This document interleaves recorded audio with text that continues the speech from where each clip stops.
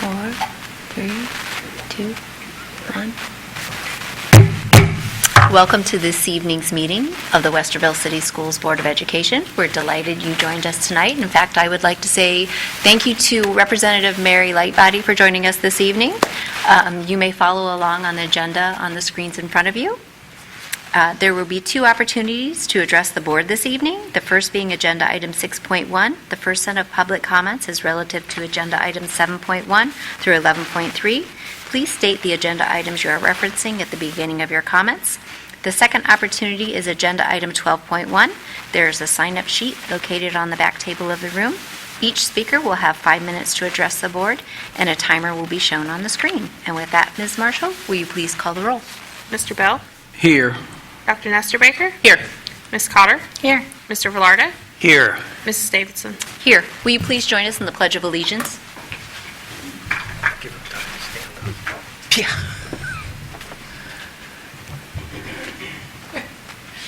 I pledge allegiance to the flag of the United States of America and to the republic for which it stands, one nation, under God, indivisible, with liberty and justice for all.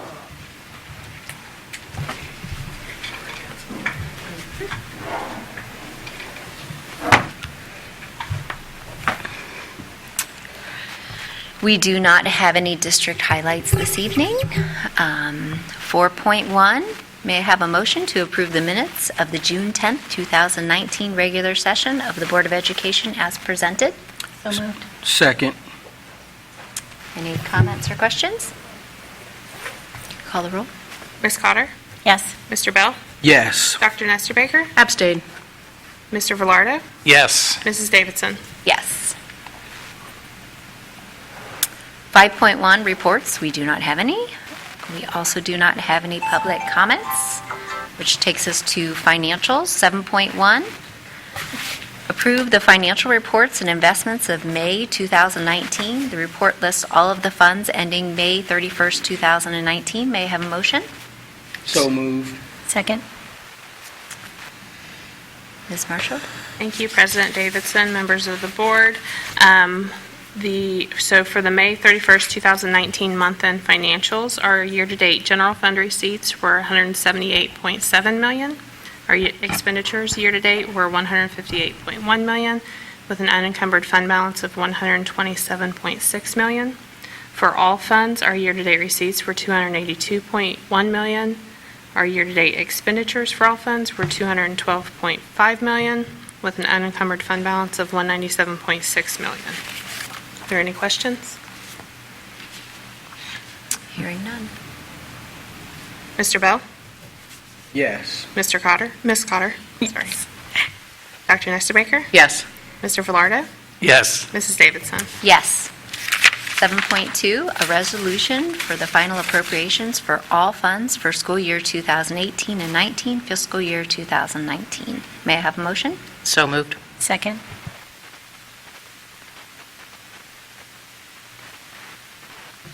President Davidson, members of the board, these are the final appropriations, so this includes all of the year-end cleanup. We had several allocation adjustments from some of our grants. We had some year-end stuff with the design planning for the facilities master plan that will be shifted into the next year due to the timing with the OFCC approval from the controlling board happening in August, and then to match some stuff up with the 5-year forecast. Are there any questions about that?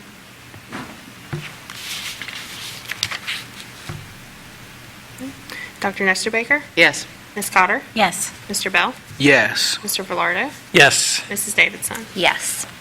7.3, resolution for the temporary appropriations for all funds for the school year 2019-2020 and fiscal year 2020. Fiscal year 2020.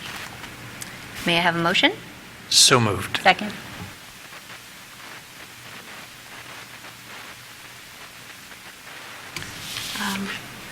This is the temporary appropriations resolution. This allows us to get started on July 1st making expenditures. We will come back in September with the permanent appropriations for the fiscal year, and we'll have amendments throughout the year as things change with grants and different things.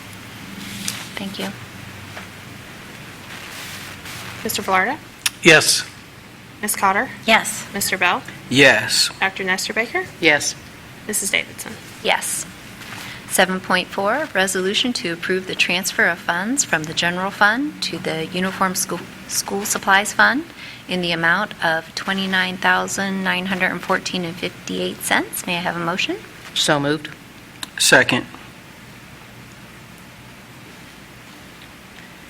This transfer covers the fee waivers that our school supplies account receives due to free and reduced lunch waivers that we do. This will be the last time, I believe, we will have a transfer out of the general fund. With the changes that we made in fees this year, we'll be doing away with the 009 account, and everything will be in the general fund from now on, so. Okay. Good. Dr. Nestor Baker? Yes. Mr. Bell? Yes. Ms. Cotter? Yes. Mr. Velarde? Yes. Mrs. Davidson? Yes.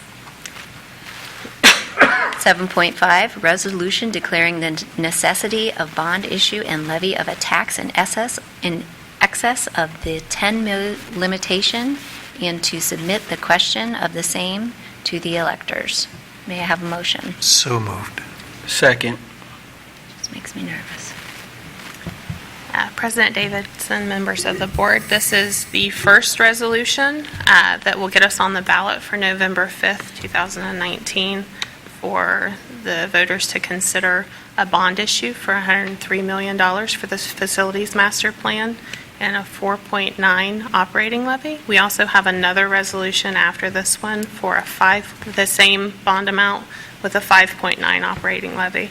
As you know, we're waiting to see what the state of Ohio does with the budget. We're hoping, since Representative Lightbody is here, that the Cup-Patterson Fair School Funding Plan has some movement. Hopefully, something will come out of that. But we are waiting to see what comes from the state budget before we make the determination of which one to proceed with. Thank you. Mr. Velarde? Yes. Mr. Bell? Yes. Dr. Nestor Baker? Yes. Ms. Cotter? Yes. Mrs. Davidson? Yes. 7.6, resolution declaring necessity of bond issue and levy of a tax in excess of the 10 mil limitation and to submit the question of the same to the electors. May I have a motion? So moved.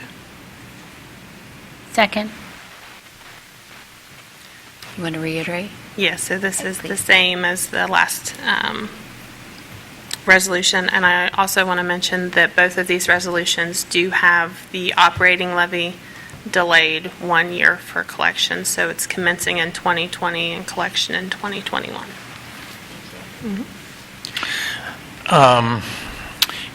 It feels like this is a matter of course. You know, we've been building up to this. Right. And we have for months. But I think it's important for us to acknowledge we don't take this responsibility lightly. That this is a significant resolution, both of them.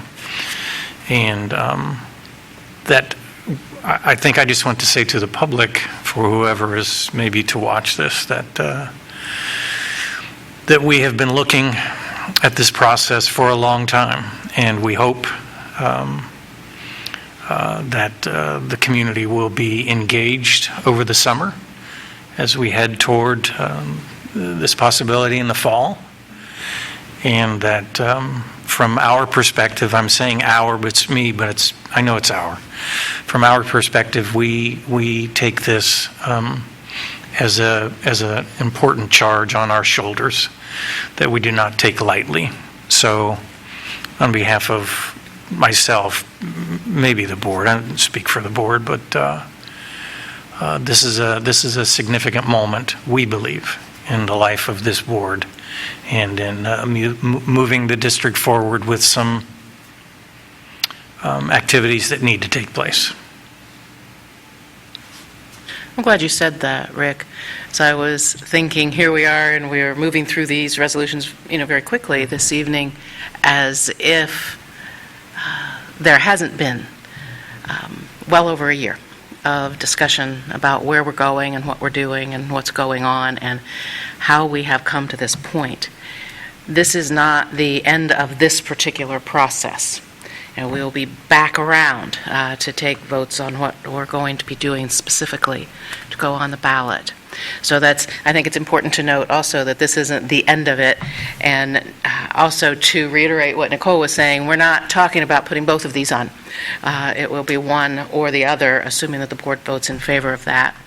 And for those who haven't been maybe paying as close attention or keeping up with all of the discussions about the facilities and about the operating and about where the funds are and where the funds are not and where the funds are going to be going over the next few years.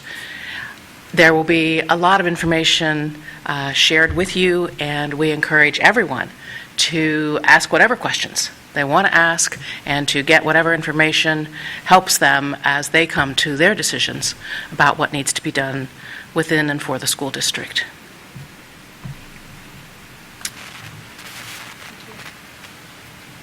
Mr. Bell? Yes. Ms. Cotter? Yes. Dr. Nestor Baker? Yes. Mr. Velarde? Yes. Mrs. Davidson? Yes. Up next, we have the personnel consent agenda, and Dr. Hopkins is joining us. 8.1 through 8:10, may I have a motion? So moved. Second. President Davidson, members of the board, Ms. Marshall, I'd like to present for your consideration tonight's personnel consent agenda. Some of the highlights in tonight's consent agenda include we have a total of 12 resignations from various classified and licensed positions. We have numerous one-time payments for staff and a number of activities that include some training in social emotional learning, de-escalation training, curriculum development, and special education training, just to name a few activities. We have the employment of 5 individuals to classified positions, the employment of a new licensed administrator, 11 new teachers, and a number of new individuals to various home instruction, summer, and pupil activity programs. Happy to answer any questions you may have for me. How do you think hiring is going at this point in the game? I'm sorry? How are you looking toward the school year at this point in the game? We're looking Feeling good? very good. We've Yeah. got some outstanding new educators, some educators coming into Westerville, and as you've seen, our administrators are all in place, so I feel very confident that we've got some very strong educators and leaders that are going to be supporting our community. Great. Thank you. Dr. Nestor Baker? Yes. Ms. Cotter? Yes. Mr. Bell? Yes. Mr. Velarde? Yes. Mrs. Davidson? Yes. 9.1, we have a final reading for policy 8500, food services. May I have a motion? So moved. Second. And this is just a final reading. Any comments here? Okay. Ms. Cotter? Yes. Mr. Velarde? Yes. Mr. Bell? Yes. Dr. Nestor Baker? Yes. Mrs. Davidson? Yes. Okay, we do not have any new business. 11.1, donations. May I have a motion, please? So moved. Second. There's lots of wonderful donations here, and we're always very grateful for those, so thank you very much. Mr. Bell? Yes. Mr. Velarde? Yes. Dr. Nestor Baker? Yes. Ms. Cotter? Yes. Mrs. Davidson? Yes. 11.2, overnight and out-of-state field trips. May I have a motion? So moved. Second. Any comments here? Okay. Dr. Nestor Baker? Yes. Mr. Bell? Yes. Ms. Cotter? Yes. Mr. Velarde? Yes. Mrs. Davidson? Yes. 11.3, Medicaid School Program Service Agreement. May I have a motion? So moved. Second. Ms. Marshall, you want to talk to us about this? Yeah, so this is the Medicaid service agreement for healthcare processing consultants. I think it's Inc. So we were working with the healthcare billing services providers. This is a different company that we'll be going with.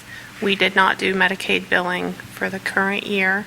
There were some concerns about liability issues among some of our staff and the providers. And so that all got worked out. We're working with the new company so we can kind of set some of those concerns aside.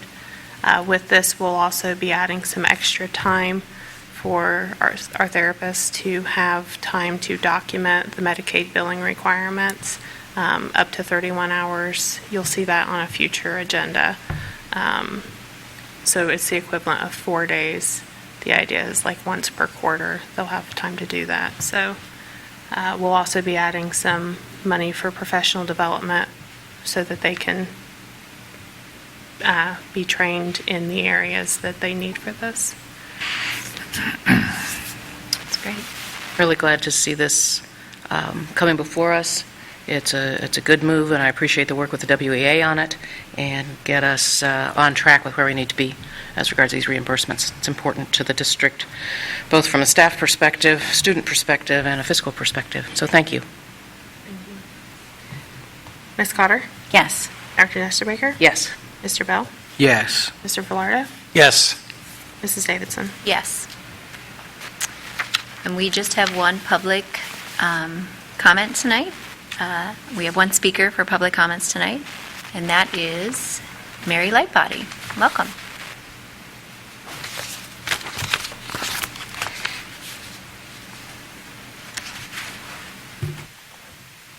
Thank you very much. Let me start by saying that, for those of you who don't know me, I have two jobs. So not only am I the state representative, but I also am on the faculty at Ohio State Newark in the College of Education, and my job is to teach pre-service teachers in the program. Used to teach the science methods classes because I'm a former middle school science teacher. Those classes meet concurrently when I have to be in the State House. So I've dropped those two classes, but I retain a media literacy class, a graduate level class, and then I help the students with technology. And I would say to your human resources officer that I have some outstanding students that graduate from our program, and I hope they have applied and that you've snatched up some of the best ones. I can give you some inside information. But I'm also a former teacher in the district. I taught here from 2001 until 2005. I have a current teaching license for grades 1 through 8, along with gifted validation. So I was here as a middle school gifted resource teacher. I taught at Walnut Springs and Genoa and Blendon. I never did get a chance to teach at Heritage, but I have 3 children who graduated from the district. All 3 of them went through Heritage. In fact, my oldest daughter, Amy, was in the first graduating class out of Heritage because we moved here in '88, and that building sat empty for a year because the operating levy hadn't passed. So I'm listening with some interest your plans for a new building in the district, and absolutely support the need for that, but also want to make sure that people understand that the bond levy just builds the building, and it's the operating levy that allows us to open the doors. So I hope both of those, as you're in your deliberations, go forward and that community understands. I absolutely want to thank you for your service to the community. I know that being on the board is a time-consuming and important task, and I was listening with care as you were doing your deliberation. I know at this point in the school year, things are sort of winding down, and things will get heated up again, and the school year begins, but I appreciate the opportunity to be here tonight. As a longtime resident in the Westerville School District, I know that the schools have both outstanding academics and athletics. There's lots of scholarships and awards that the graduating classes receive, and I noted, I don't have this year's annual report, but from last year's, that the continue outstanding career plans and college plans that the students come out of the Westerville schools with is just outstanding. Congratulations to you and the staff, the teachers in particular, for continuing that degree of excellence. I know that you have students who are in the College Credit Plus and in AP courses. There's lots of career tech opportunities. The kids do wonderful things in art, music, and theater. My kids were in the theater department, so I'm glad to see that going strong still. I note this year that the Walnut Springs team went to Invention Convention in Washington, D.C. I was in touch with them before they went and wished them well. And also you had students in the mock trial this year, also who did well. So congratulations to the middle school students for continuing, those outstanding programs. Well, I was involved with them back in the day, but those are very cool. I'm glad to see those are still happening. You mentioned the levy and the operating levy that's going to have to go with that. I know that you're going to put in careful deliberations I know there's been outstanding growth in the district, and that's put population pressures in terms of school-age children going into the schools, and at some point, districts like Westerville, which continue to grow, have to be careful about planning. I'm sorry that the state budget is on a 2-year biennium cycle, and you all work on a 5 to 10 to 15-year cycle. We're doing the best we can to fix school funding. So let me talk a little bit about that. The Cupp-Patterson bill has been in the works for almost a year and a half now, closer to 2 years, I think. Been outstanding representatives from school districts across the state, both urban and rural and suburban, of all levels. So school board members and state school treasurers and superintendents, and a lot of very caring people invested a lot of time and energy into thinking about, well, what does it cost to educate a child? And the Cupp-Patterson bill has, based on research, developed a plan of what they think it costs to educate a child, and then they're adding in additional funding for special education programs and for those schools that have high poverty.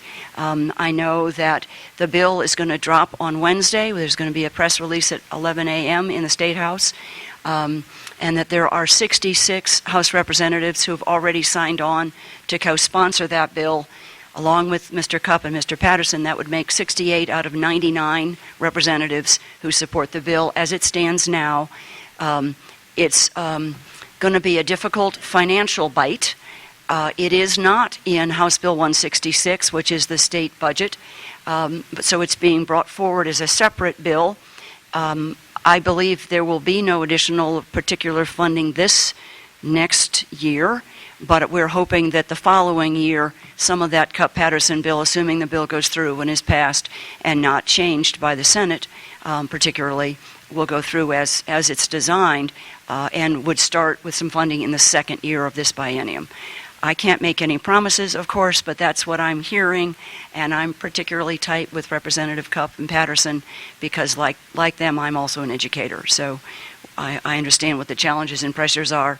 I know that there is additional money in the budget that the House sent to the Senate for replacement of buses, because school bus is a very big ticket item. So there was some additional money that was put into the budget. I actually haven't looked to see if it's still in the Senate plan, but I think it is. I know that also in the budget plan, because it's not just budgetary, it's also policy, are revised graduation requirements. I don't know how those are going to change, morph in the committee that's sort of trying to come to consensus between the House version of the bill and the Senate version. We'll see if those change. I will also tell you that there's a senator who plans to bring forward a bill to, I don't know if the word is require, but certainly I think that's the word that this particular senator used, kindergarten across the state. I believe it at least half day. I know that Westerville has full day, if I'm not wrong. Partial, full day, people can opt into it. Yeah. New Albany, which is the other, so my 4 districts are Westerville, New Albany, Gahanna, and a little bit of Columbus. I was at a meeting this morning with the superintendent in Gahanna who said that they have full day, but that it was something that it took them a while to kind of get into place because there are both facilities and staffing and cost concerns involved in going to a full-day kindergarten. This particular senator is particularly concerned about helping every child who starts first grade in the state be ready and prepared for it. And there's significant evidence that students who come from deprived backgrounds of where their parents are working as hard as they can but have a hard time making ends meet don't have the resources that I certainly was lucky enough to have as a child growing up, start school behind, and it's very difficult for those children to catch up. The thought is that kindergarten would really help those children be more successful once they get to first grade. The other thing that this particular senator and I plan to work on, I was looking at the report card because there's some flaws in the formula and we want to go in and fix it. That's, I think, the bulk of what I have to say to you tonight. So thank you for the opportunity to come and talk to you, and I'd certainly be happy to stand here and answer any questions if you have any for me. I think, Mary, you should come back whenever you want because I like what you say. Me too, me too. I'm just kidding. Thank you very much for all of this information. There are a lot of moving parts right now. There I are. understand that. The Cup-Patterson information is very heartening. We passed a resolution in support of that, and we do support where that's going. The bill around kindergarten, I like the idea, and I hope that as that's looked at, the issues surrounding that implementation across districts is taken into account so that those of us who do struggle with the facilities and the monetary components have a way to make that happen. Good news is that our governor is very interested in supporting Yes. early childhood education. So we think this Yes. is the time to bring that bill forward and see if we can get it through and then help the districts implement. It's a wonderful opportunity for some bipartisan work, and that is very exciting in and of itself. So, Mary, it's obvious that you're a champion for public schools, and I truly appreciate it. And I love seeing you out in Westerville all around and engaged in our community and really fighting for us. I appreciate it. Well, it's my home city, so of course I am, but it does help to be a teacher when it comes to understanding what the issues and concerns are within the school district. People can contact me through my email. I have cards I can give to you all. But I'm readily available and happy to come out at the drop of a hat to celebrate the kids and help in any way I can. Okay, we'll remember that. Thank you Thank so you. much. Up next, board comments. Would anyone like to make a comment? No? I would simply like to say, first, thank you once again, Representative Lightbody, for being with us this evening and sharing what's going on down at the State House. So it's always a pleasure to have you with us. I would also like to say that as we continue to make forward progress towards a ballot initiative in November, I just want to once again reiterate what has already been communicated in terms of how deliberate this board is being and how serious we are taking this charge. So it's not a decision that we have arrived at quickly or lightly, but it has been well thought out and will continue to be. And so we want to encourage the public to communicate with us on what your thoughts are about this process as we move forward. So thank you very much.